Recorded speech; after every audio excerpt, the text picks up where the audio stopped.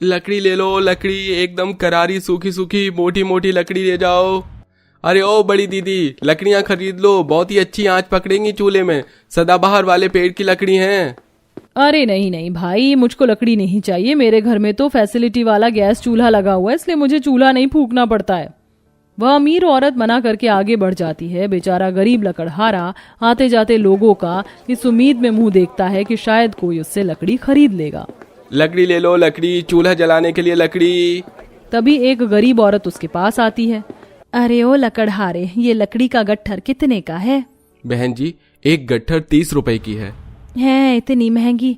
तुम तो ऐसे दाम लगा रहे हो जैसे कि चंदन की लकड़ी बेच रहे हो। ठीक ठाक दाम लगाओ।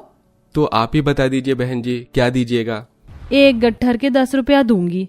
बेचारा लकड़हारा बेहद निराश सा होकर बोला। ओ बड़ी दीदी, इन लकड़ियों को काटने में बड़ी मेहनत लगती है। कई पेड़ इतने सख्त होते हैं कि कुल्हाड़ी भी नहीं चलती है। मैं भी बाल बच्चे वाला आदमी हूँ, थोड़ा तो बढ़ा कर दो पैसे।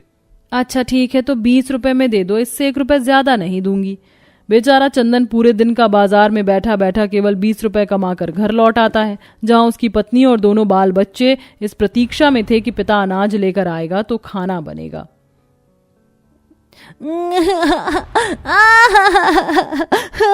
नहीं नहीं नहीं नहीं, अले अले ले मेरा प्यारा लल्ला, चुप हो जा, चुप हो जा। सुरभि बिटिया, देखो तो पिताजी आ रहे हैं क्या तेरे? पिताजी आ गए माँ। क्या हुआ माधवी, मुन्ना क्यों रो रहा है? दूध के लिए बिलख रहा है, थोड़े पैसे हो तो दे दो। बड़े ही मुरझाए मन से उसने कहा। बड़ी मुश्किल से केवल 20 रुपए कमाए हैं, अगर इसे भी दूध पानी में खर्च कर दोगी तो सुरभि बिटिया को क्या खिलाएंगे और हम खुद क्या खाएंगे? मुन्ने को चीनी पानी पिला दो, थोड़ा शांत हो जाएगा। बेचारे गरीब परिवार को रोज ही ऐसी तंगी से गुजरना पड़ता है। एक वक्त था जब चंदन लकड़ी बेचकर बहुत कमाता था, मगर धीरे धीरे सबके घर से मिट्टी के चूल्हे की जगह एलपीजी गैस चूल्हे ने ले ली, जिससे अब लोगों को लकड़ी की खपत नहीं पड़ती। मुश्किल से 2-4 लोग अभी गरीबी रेखा में जी रहे थे, इसीलिए मजबूरन वह लकड़ी खरीदते थे और ऐसे उनका गुजारा चल रहा था। चंदन को अपनी लकड़ी से बहुत ज्यादा लगाव था, क्योंकि वह उसके जीविका का साधन था। माँ दाल चावल बहुत ही स्वादिष्ट बने हैं, मेरी थाली में थोड़ा और डाल दो। देती हूँ बिटिया। थोड़ा दाल भात मुझको भी देना माधवी। जी देती हूँ।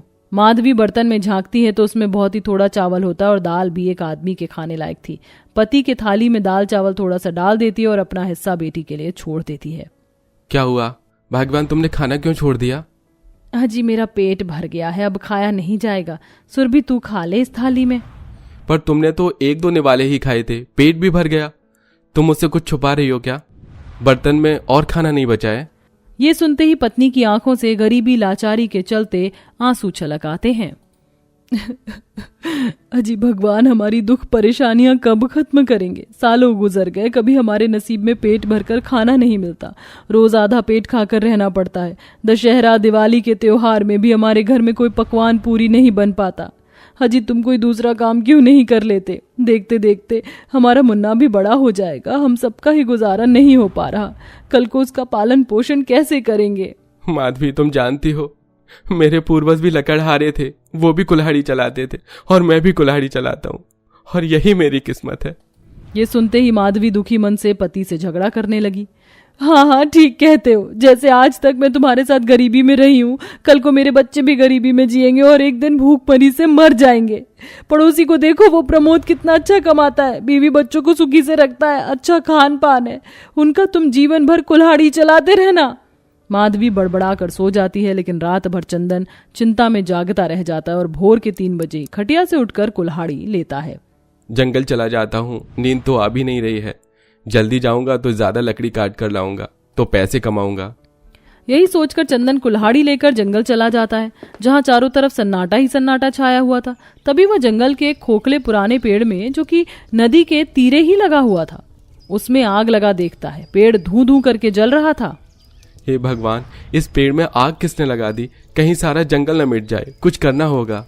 चंदन पास में एक मटका रखा देखता और पास की नदी से पानी भर भर कर आग बुझाने लगता है। उस वक्त उसने अपनी कुल्हाड़ी कमर में डाली हुई थी, तभी एकदम से उसकी कुल्हाड़ी नदी में गिर जाती है। अरे नहीं, मेरी कुल्हाड़ी रुक जा, अंदर मत डूबो। बेचारा चंदन पानी में बहुत हाथ पैर मारता है, तब तक कुल्हाड़ी नदी में डूब जाती है और फूट फूट कर रोने लगता है। मेरी कुल्हाड़ी डूब गई, लकड़ी कैसे काटूंगा, बाजार में